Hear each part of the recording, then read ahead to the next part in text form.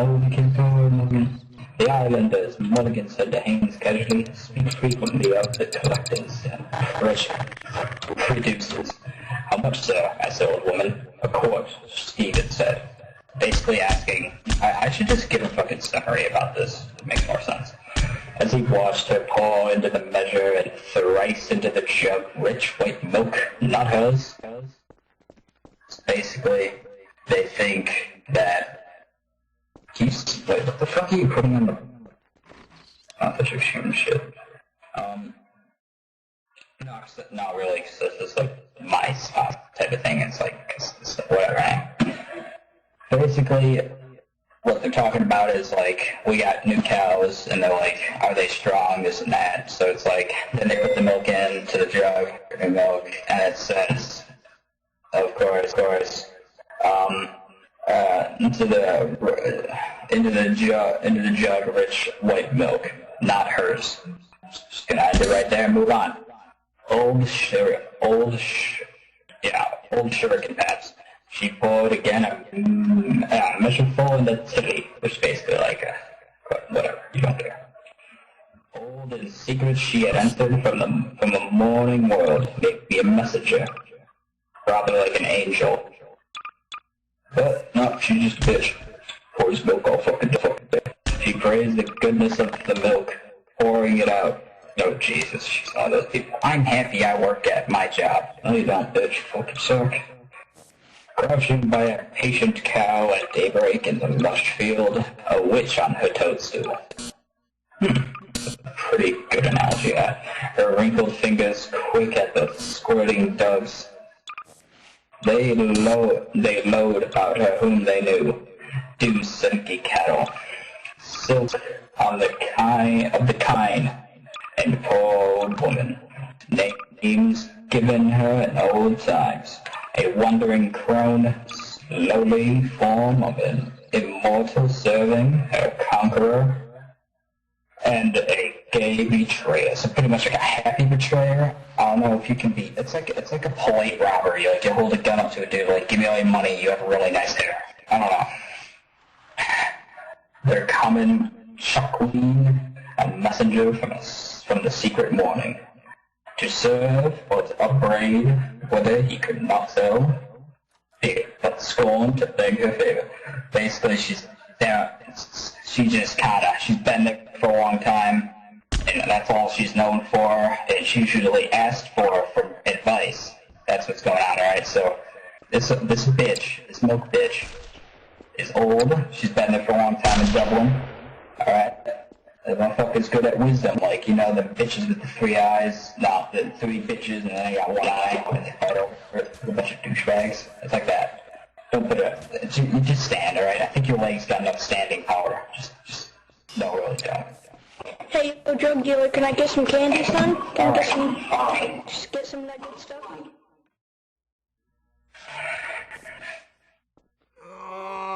Alright. Can I buy some stuff? It is indeed, ma'am, Morgan said, pouring milk into their cups. Taste it, sir, she said.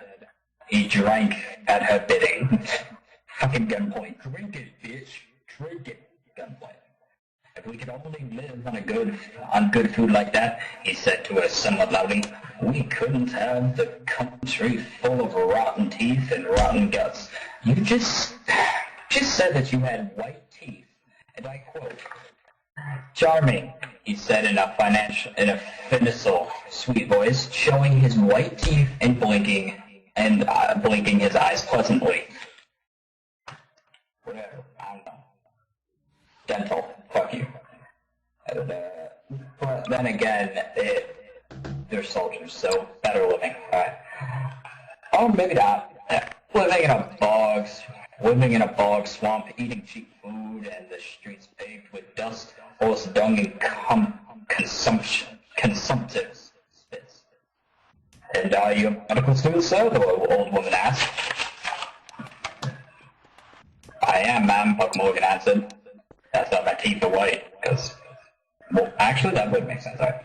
Stephen listened in scornful silence. She bows her old head to a voice that speaks to her loudly. Her bones said her medicine man. Me she slights.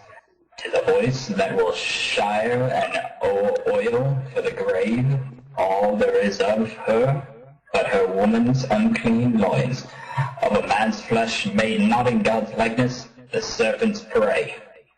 Basically, she's like, oh, good, because doctors were rare back then, because, yeah, I don't know. Actually, that makes sense. Because 1904, potato famine, okay. And to the loud voice that now bids her be silent with wondering, unsteady eyes. Want some fuck? Stephen asked her. No. Do you understand what he says? Stephen asked her. It is French you are talking, sir, the old woman said to Hines. Hines spoke to her again, a longer speech confidently. Irish, Mulligan said. Is there Gaelic on you? Which is basically another type of race, type of thing. Alright, so that's what it means. Not garlic. I thought it was Irish, she said. By the sound of it. Are you from the West, sir? I'm an Englishman, Hines answered. He's English, Buck said, even though he just said it. And he thinks we ought to speak Irish in Ireland. Sure we ought to, the old woman said. And I'm ashamed I don't speak the language myself, just like everybody else and just like this book. But I don't want to break the fourth wall. I'm told it's a grand language by them that knows. So, it's kind of hypocritical.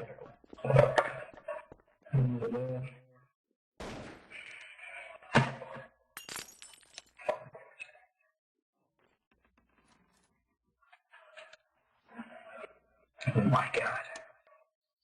Yeah, I know.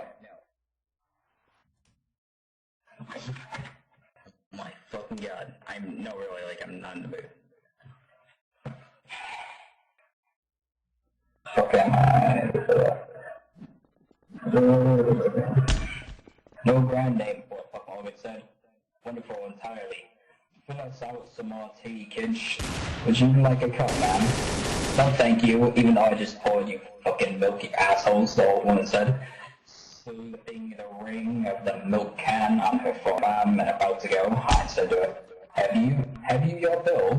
We had better pay her, Mulligan. Hadn't we? Stephen filled the 3 cups. Bill, sir, she said, I'll take. Well, it's 7 mornings, a pint at 2-piece is 7 toes. Is a shilling and 2-piece over? And these 3 mornings, a quart at 4-piece and 3 quarts is a shilling. And 1 and 2 is 2 and 2, sir.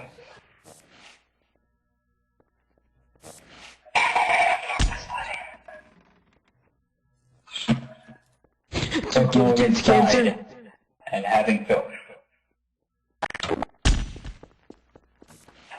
his mouth with the crust thickly buttered on both sides, stretched forth his leg and began to search his trouser pockets. Pay up and look pleasant, Hines said to him, smiling. I don't think we should have said anything. Stephen filled the 3rd cup, even though he already did that. A spoonful of tea coloring faintly the thick, rich milk.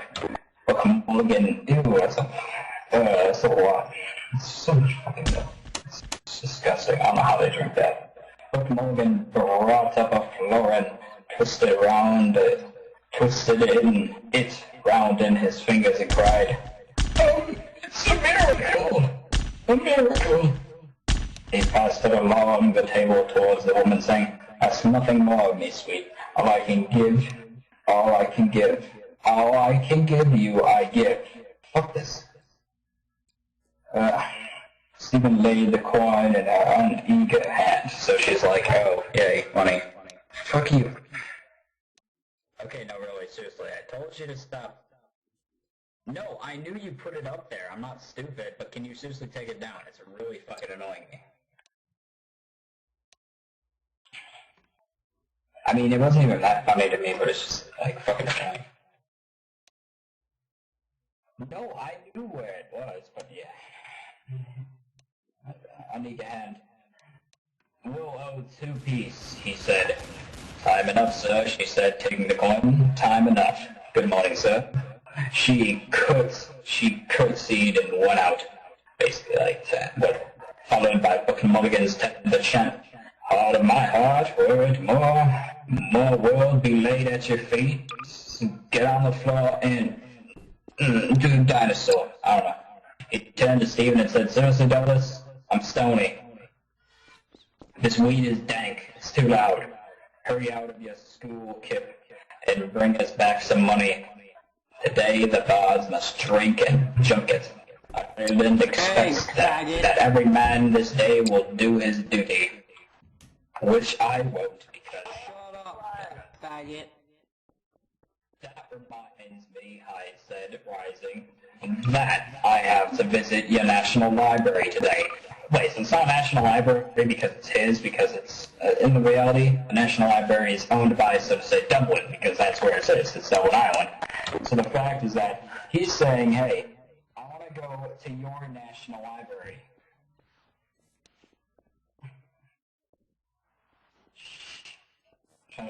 So basically, like, that makes no sense itself. It's an oxymoron, so to say, because a National Library is not owned by anybody except for Dublin, which is basically the government, and it's saying that it's his National Library. So basically, pretty much, most likely his house. Yeah, I'm not even kidding. I was swimming first, but Morgan said. He turned to Stephen and asked blandly, "Is it the day for your monthly wash, Kinch?"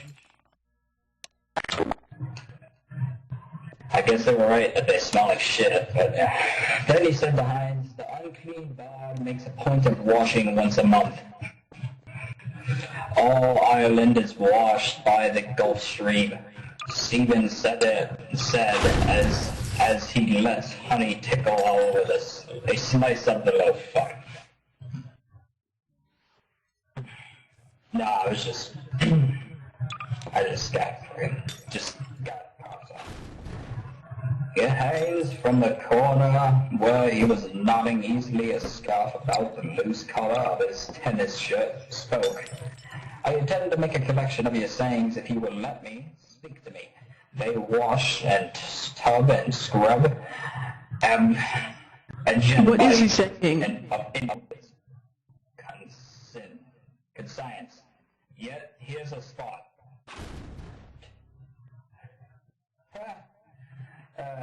Bitches suck at cleaning." Morgan kissed Stephen's foot on the table and said with a warm tone, "Wait till you hear him, Hamlet, Haynes. You kick him and then you say something nice to him. Fucking douche." "Well, I mean it," Hyde said, still speaking to Stephen. "I was just thinking of it when that poor old creature came in." "Would I make money by it?" Stephen asked. Hines laughed, and as he took his soft gray hat from the holdfast of the hammock, said, "I don't know, I'm sure." Fucking whore. He strolled out to the doorway. Buck Morgan bent across to Stephen and said with a coarse vigor, "Put your hand on your hoof in it now. What did you say that for?"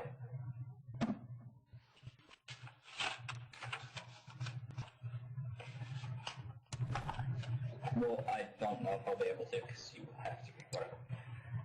You'll still be able to hear it, though. Yeah. "Well," Stephen said. "Okay, cool. The problem is to get money. From whom? From the milk woman, or from him. It's a toss-up, I think. I blow him out about you," Mulligan said. And then you come along with your lousy leer and your gloomy Jessup jibes bitching about your fucking milk woman because you gave her a little fucking coin, you fucking faggot." "I see little hope," Stephen said. "From her and from him." It's kind of douche. But Mulligan sighed tragically and laid his hand on Stephen's arm. "For me," Kinch, he said. In a suddenly changed tone, he added, "Tell you the God's truth, I think you're right. That bitch ain't taking any cooch. Damn all else these are good for. Why don't you play them as I do? To hell with them all. Let us get out of the kick." He stood up gravely, ungirdled, and dissolved himself with his gown. Saying resigningly, Mulligan is stripped of his garments. He emptied his pockets onto the table. There's your snot rag, he said. Dude, fucking douchebag, almost got this fucking snot rag, fucking dick.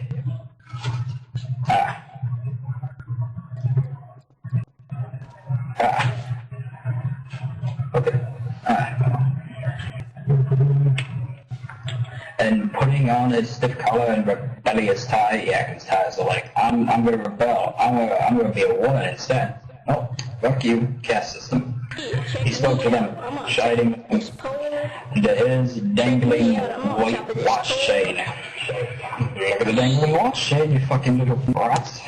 His hands plunged and rummaged in his trunk while he called for a clean handkerchief. A genbite of inwit. Fucking God, we'll simply have to dress the character. I want puce gloves and greens. Contradiction. Do I contradict myself? Very well then, I contradict myself. Mercutial melancholy. A limp black missile flew out of his talking hands. And here's your Latin quarter hat, he said. Stephen picked it up and put it on. Haynes called to them from the doorway. Are you coming, you fellows? I'm ready, Mulligan answered, going towards the door. Come out, Kinch. You'll have to eat all we left. I suppose. Resigned, he passed out with grave words and gait, saying, well nigh in sorrow.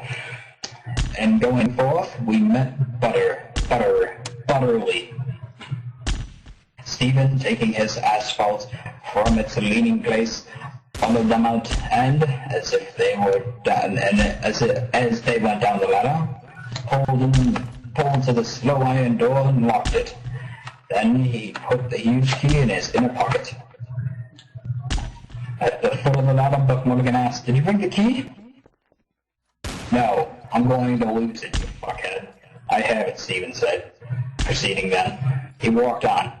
Behind him, he heard Buck Mulligan club with his heavy bath towel the later shoots of ferns or grasses. "Down, sir. How do you, sir?" Bynes asked. Do you pay rent for this tower?" 12 quid, Buck Mulligan asked. "For the Secretary of State for War," Stephen added over his shoulder. They halted while Haynes surveyed the tower and said at last, "Rather bleak in the winter time, I should say. Martello, you call it?" "Billy Pitt had them built," Buck Mulligan said, "when the French were on the sea. But ours is the Omphalos." "What is your idea of Hamlet?" Haynes asked. No, Buck Mulligan shouted in pain. "It is not equal to Thomas Aquinas and the 55 reasons he has made to prop it up. Wait till I have a few pints in me first." "So, what do you think Hamlet's about?" "I don't know. When you get drunk and I'll answer your fucking question." He turned to Stephen, saying, as he pulled down neatly the peaks of his primrose waistcoat, "You couldn't manage it under 3 pints, Kidchuck, could you?" It is way too long," Stephen said. Listen, you can wait longer." You pique my curiosity," Haynes said, amiably. Yeah. Is it some paradox? Buck Mulligan said. We have grown out of Wilda and paradoxes. Well, it's simple, you see. String theory. Bitch. He proves by algebra that Hamlet's grandson is Shakespeare's grandfather and that he himself is the ghost of his own father. Oh, okay, now that's what I mean. Fucking arguing about Hamlet. What the fuck is this dude's life? What, Haynes said, beginning to point at Stephen, he himself, Buck Mulligan slung his towel stole-wise round his neck and behind, bending in loose laughter, said to Stephen's ear, "Oh, shade of Kinch the elder, Jafford in search of his father." Okay. "We were always tired in the morning," Stephen said to Haynes, "and it is rather long to tell." But Mulligan, walking forward again, raised his hands. The sacred point alone can unbind the tongue of Delidus," he said. I mean to say, Hines explained to Stephen as they followed. This tower and these cliffs here reminded me somehow of Elsinore. That beetle's horse in his bat into the sea, isn't it? No, dude, it's that episode Scrubs. I mean, you know, season 15. I mean, what the fuck? Buck Mulligan turned suddenly for an instant towards Stephen, but not to speak. Just to stare at him. Now, in the bright, silent instant, Stephen saw his own image in cheap, dusty mourning between their gay attires. Don't. Remember, this is a mature thing, alright? They're happy attires, they're pleasant, wealthy, okay? It's a wonderful tale, Hines said, bringing them to a halt. Eyes pale at the sea, and the wind had freshened paler, firm and prudent. It's cold as fuck. The sea's ruler, he gazed out southward over the bay, empty save for the smoke plume of the mailboat vague on the bright skyline, and a sail tacking by the Muglins.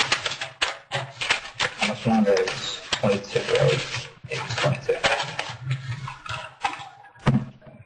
I read a theological interpretation of it somewhat. He said, bemused, the father of the son idea. The son striving to be anointed with the Father. I mean, trying to get his attention. Look, Mulligan, I once put on a blithe, broadly smiling face. That's weird. Thank you for your donation. Money. He looked at them, his well-shaped mouth open happily, his eyes, from which he had suddenly withdrawn all shrewd sense, blinking with mad gaiety. Okay, that's like what's that? He moved the doll's head to and fro, the brims of his Panama hat quivering, and began a chant in a happy, foolish voice. They got the beer! Not kidding.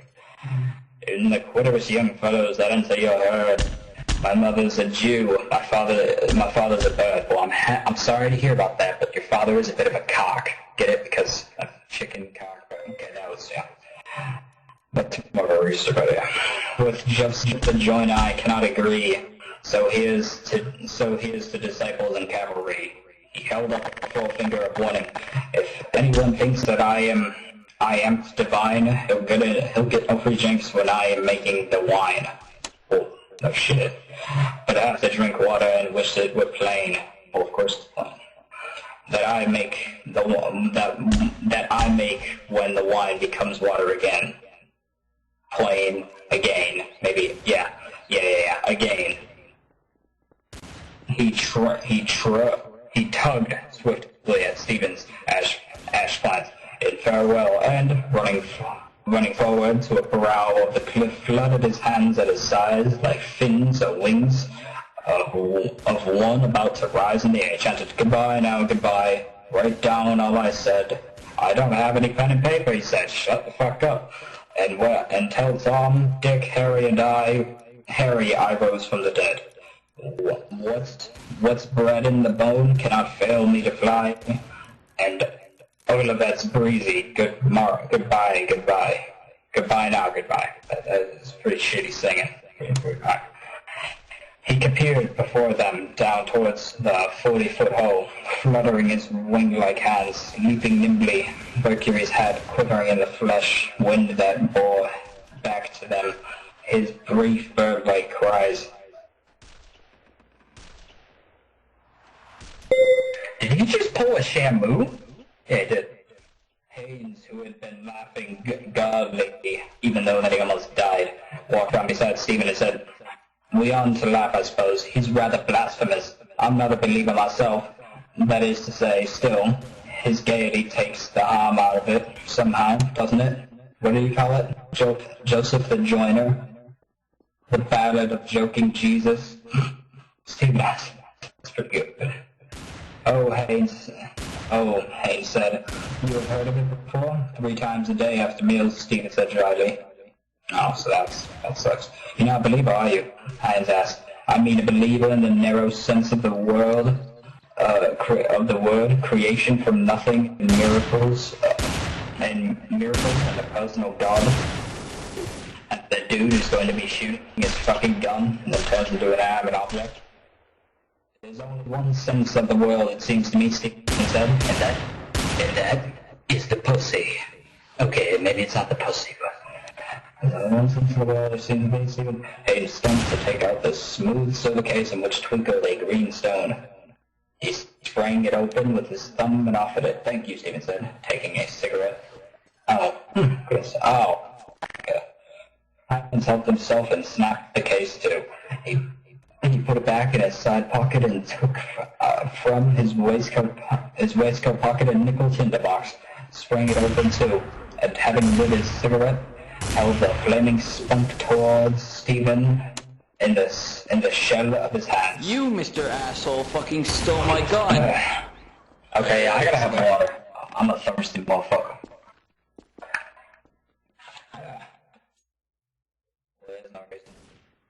I want to chop you up limb from limb. Oh no! Felicia! Oh my god.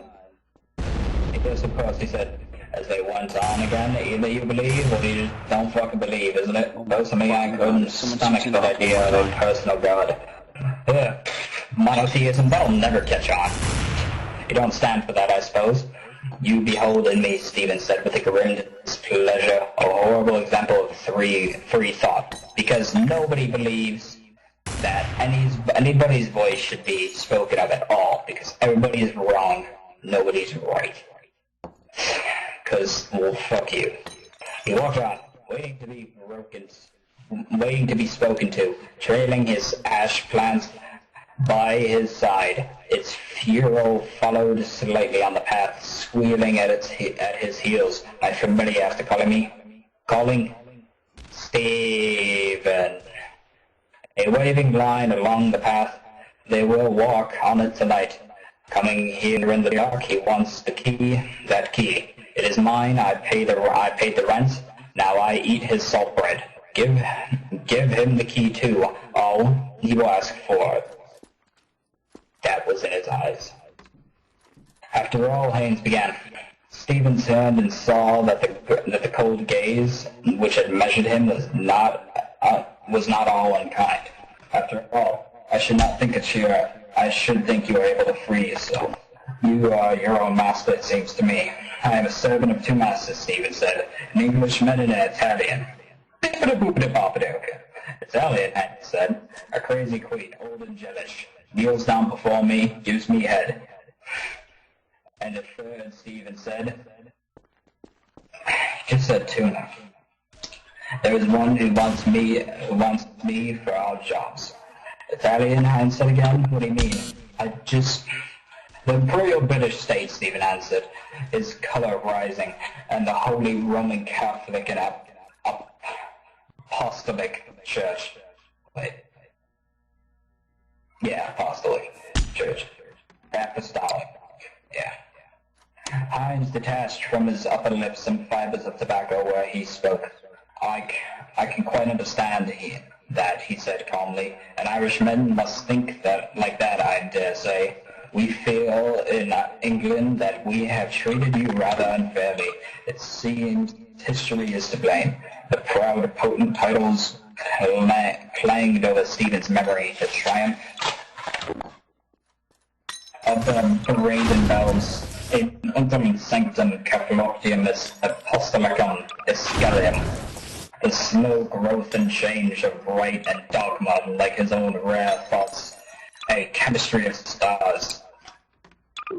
X-Files. Okay. Symbol of the apostles in the Mass for Pope Marcellus. The voices blended, singing alone loud in affirmation and menaced her heresiarchs.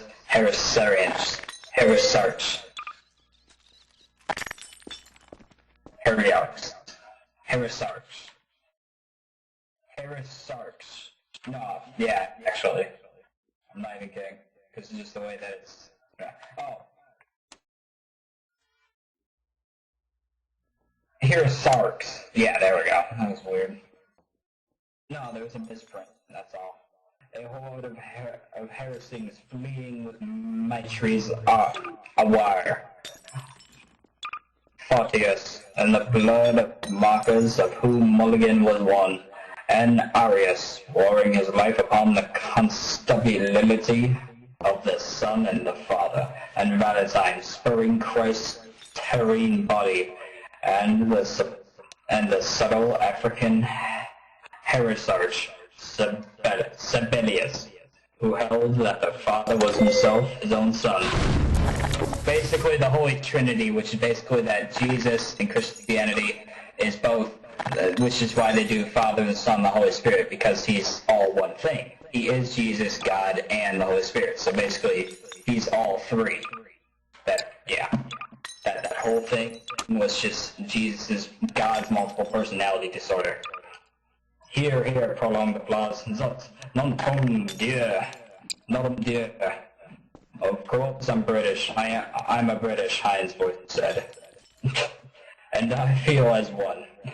I don't want to see my country fall into the hands of German Jews either. That's our national problem, I'm afraid, just now. Two men stood at the verge of a cliff watching businessmen, boatmen. Why did you introduce yourself, fucking Stephen? I mean Haynes. She's making for Bullock Harbor. The boatman nodded towards the north of the bay with some disdain. There's 5 fathoms out there. Do you mind? 5 fathoms out there, he said. It'll be swept up that way when the tide comes in about one. It's 9 days today.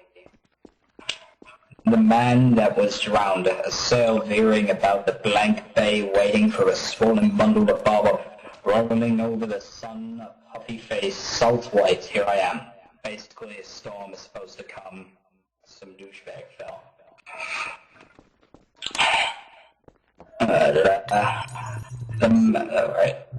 They followed the winding path down the creek, but Mulligan stood there on a stone in shirt sleeves, his unclipped tie rippling over his shoulder. A young man clinging to the spur of a rock near him. He moved slowly, frog-wise, his green legs in the deep jelly of the water.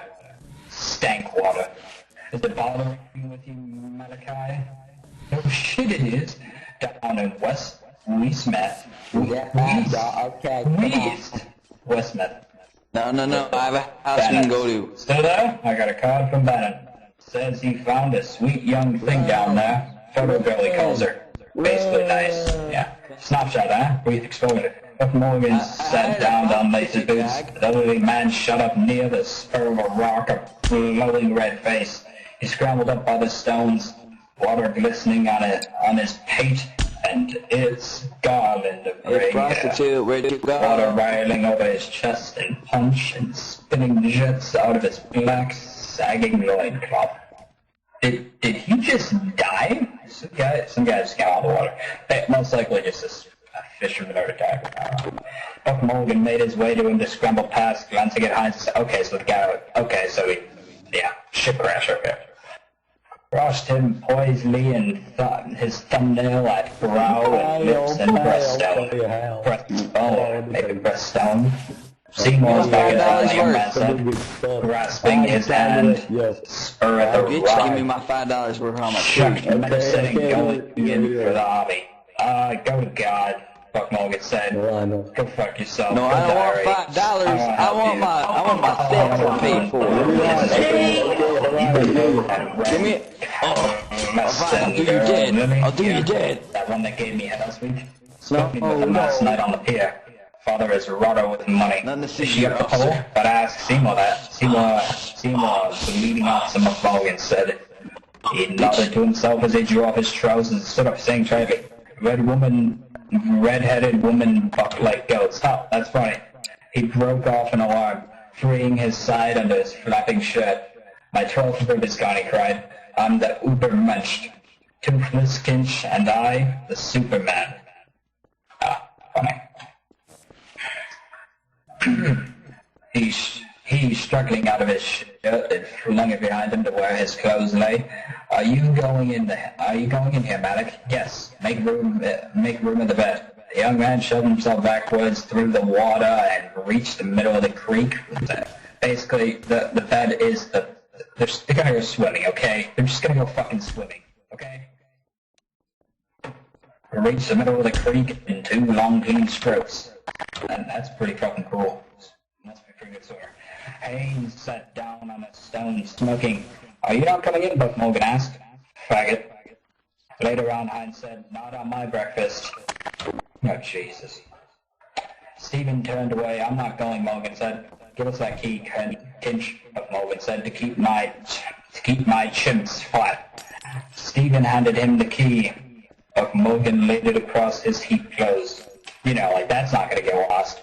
Very important plot, I betcha. I'll tell you what. And 2 pieces, he said, for a pint. Throw it there. Stephen threw 2 pennies on the soft heap, undressing. Morgan erect? Not what you guys think, alright?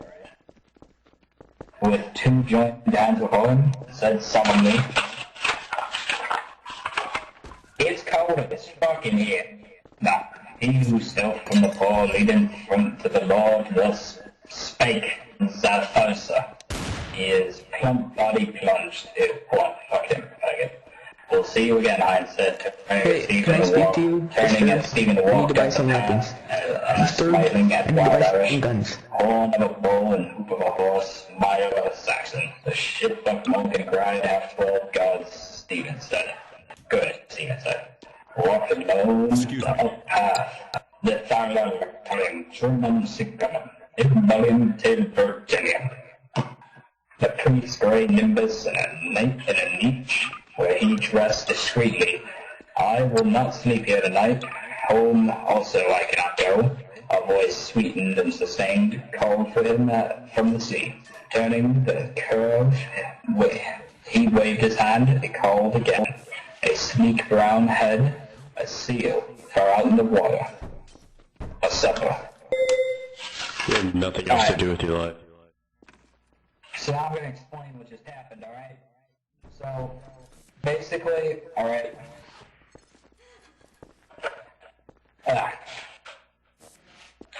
So, in the beginning, alright, the whole meeting is basically, this is the whole dude's day, alright? This is the day of Leopold Bloom, who we have not met yet in the first chapter. Buck Morgan basically is shaving, alright? So he shaves. His buddy Steven, of course, comes in. You know what I mean? They're chilling after this and that. They go into the sauna. And then after talking a little bit in the sauna, they go out. Then they eat. Then they get dressed and then they go out.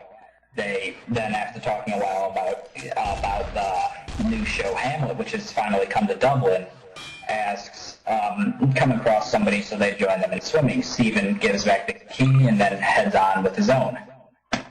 That is just the first chapter. That's all it is. That's all they did. I'm going to take a break, because that was the first chapter. Yeah. Okay.